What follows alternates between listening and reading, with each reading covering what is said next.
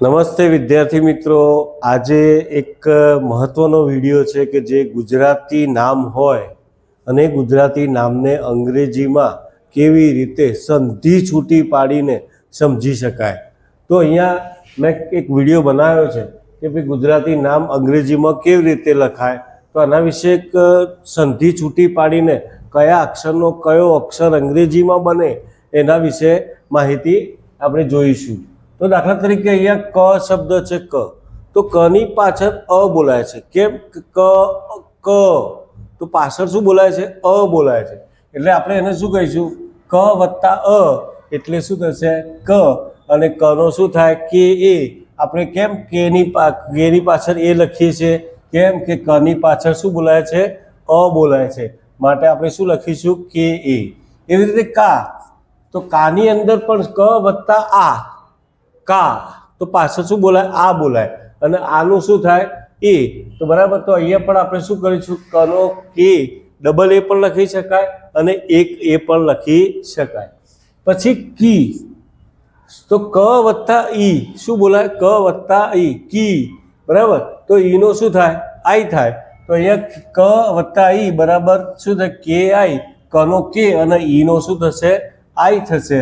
પછી મોટી કી આવે. શું આવે? મોટી કી. તો દાખલા ક વત્તા મોટી ઈ, તો અહીંયા દીર્ઘઈ હોય. દીર્ઘઈ હોય તો એનો શું થાય? કે ડબલ ઈ થાય. દીર્ઘઈનો શું થશે? ઈ ડબલ ઈ થશે. ઈનો શું થાય? Double E. તો કી, તો એનું શું થશે? કે ડબલ ઈ. પછી કુ, કુ શું થશે? કુ. કુનો શું થશે ભાઈ? ક વત્તા ઉ, ક વત્તા ઉ, કુ. અને એને કે કનો કે અને ઉનો શું થશે? યુ થશે. અહીંયા આપણે જોઈએ તો સ્વર છે. આ બધા શું છે? સ્વર. તો અ, આ, ઈ, ઉ, એ, ઐ, ઓ, અન, અહ અને રૂ. બરાબર, એના પાછા અંગ્રેજીમાં શું થાય એના વિશે પણ આપણે અહીંયા સમજાયેલું છે. તો ઉનો શું થશે? ઉ. તો કુ, તો ક વત્તા ઉ બરાબર કુ. તો કે, કનો કે અને ઉનો યુ થશે. એવી રીતે મોટું ઉ આપેલું હોય. શું? મોટું. એટલે અહીંયા કુ, કને શું છે? દીર્ઘઉ છે. કને દીર્ઘઉ હોય તો કની પાછળ મોટું ઉ બોલાય. શું બોલાય? મોટું. તો ક વત્તા ઉ તો શું છે? કુ. તો કે ડબલ ઓ થશે. પછી કે, કની પાછળ એ બોલાય છે. ક વત્તા એ, કે. બરાબર, અને કનો કે થશે અને એનો શું થશે? ઈ થશે. અહીંયા પણ આપણે સમજાયું છે કે એનો શું થાય? ઈ થાય. શું થાય? ઈ થાય. બરાબર, અહીંયા શું થશે? એનો ઈ થશે. પછી કઈ, કને બે માત્ર છે. કને કેટલા માત્ર છે? બે માત્ર. તો બે માત્ર હોય તો ક વત્તા અ વત્તા ઈ બોલાય. શું બોલાય? ક વત્તા અ વત્તા ઈ એટલે ક ઈ. બરાબર, તો કનો શું થશે? કે, અનો એ અને ઈનો શું થશે મિત્રો? આઈ થશે. બરાબર, એવી રીતે અહીંયા બીજો એક શબ્દ છે કો. કોની પાછળ, કની પાછળ શું બોલાય છે? ઓ બોલાય છે. બરાબર, તો ઓનો શું થશે? ઓ અને કનો શું થશે? કે. એટલે કો, તો કનો કે અને ઓનો ઓ થાય એટલે કો. બરાબર, તો અહીંયા આપણે ઓનો શું સમજાયું છે? ઓ થાય. પછી કને, કાનોને બે માત્ર છે. કને કેટલા માત્ર છે? કાનોને બે માત્ર. તો શું બોલાય? કૌ. પણ જુઓ, કૌની સંધિ છૂટી પાડીએ તો શું થશે? ક વત્તા અ વત્તા ઉ એટલે કૌ. બરાબર, તો કનો કે, પછી અનો એ અને ઉનો શું થશે મિત્રો? યુ થશે એટલે કૌ. પછી કને માથે મીંડું હોય તો કમ પણ બોલાય અને કન પણ બોલાય. બરાબર, તો જો કમ બોલાય તો કે એમ થશે. ક અ મ એટલે કમ એટલે કે એમ. પણ કન બોલવું હોય તો શું થશે? કે એન. બરાબર, તો અહીંયા લખ્યું છે અમનો એમ અને અન એન. બરાબર, તો બોલાય તો એમ અને અન બોલાય તો એન. તો શું થશે? અહીંયા કમ, તો કનો કે, અનો એ અને મનો એમ થશે.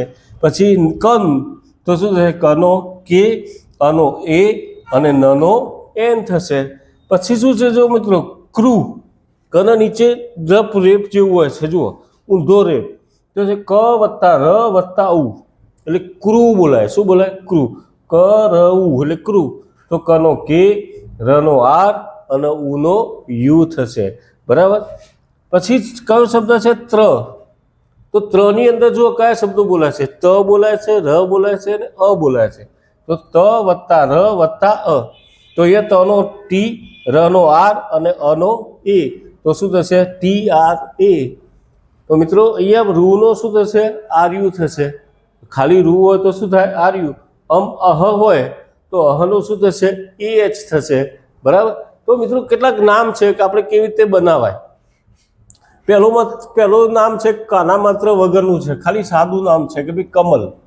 તો ક મ લ, કની પાછળ અ બોલાય છે, તો કનો કે, પછી અ બોલાય એટલે એ, મનો એમ, એની પાછળ અ બોલાય એટલે એ, અને લનો એલ. બરાબર. એવી રીતે આશા છે, આશા સ્વર છે, આશામાં અ સ્વર છે, તો સ્વરનું ખાલી ફક્ત એ જ લખવાનું. તો અહીંયા શું થશે આનો એ અને સનો એસએચ અને પાછળ કાનો છે, માટે આપણે શું કરીશું એ, તો એ એસએચ એ. પછી કિરણ છે, કિરણમાં શું છે રસવઈ છે, રસવઈ હોય તો આપણે શું કરવાનું, નાની ઈ હોય તો આઈ કરવાનો. તો કનો પહેલા કે લખવાનો, પછી રસવઈનો શું થશે આઈ, પછી રનો આરે અને અણાનો શું થશે એન થશે. બરાબર.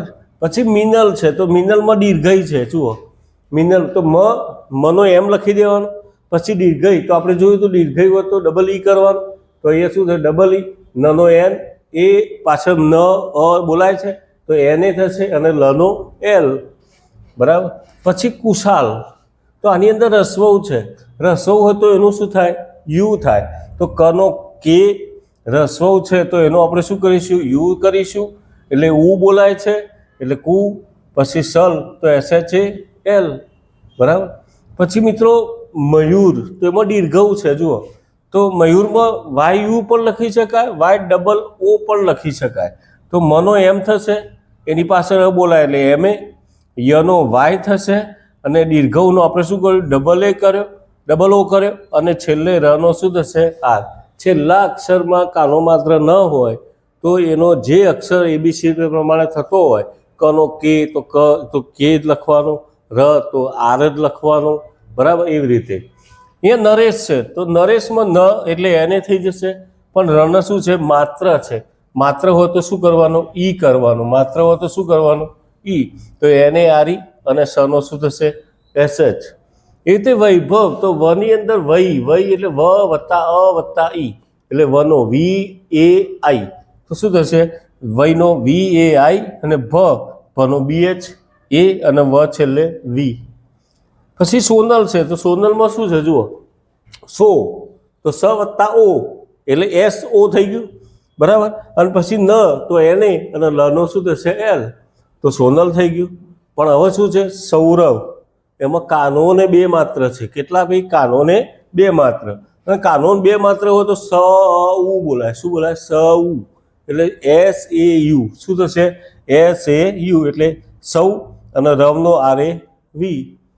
પછી સંજય છે, શું છે સંજય, તો મિત્રો આની અંદર માથે મીંડામાં શું બોલાય છે અન બોલાય છે, બોલાય છે અન, સન. બરાબર. તો સનો એસ કરવાનો, અનો અન બોલાય તો એનો એ એન કરવાનો, તો એ શું થશે એ સન એટલે એસ એ એન, અને જયનો શું થશે જે વાય. પછી તૃષા, તૃષામાં જો ત્રુ એટલે ત ર ઉ બોલાય, શું બોલાય ત ર ઉ, એટલે તનો ટી, રનો આર અને ઉનો યુ, એટલે ટી આર યુ થઈ ગયું, અને શાનો એસએચ એ, તો તૃષા થઈ ગયું. મૃણાલીમાં શું જુઓ, મૃણાલીમાં મૃ એટલે મ ર ને ઉ થાય, શું થાય મ ર ઉ, એટલે એમ આર યુ થઈ ગયું. તો મૃ.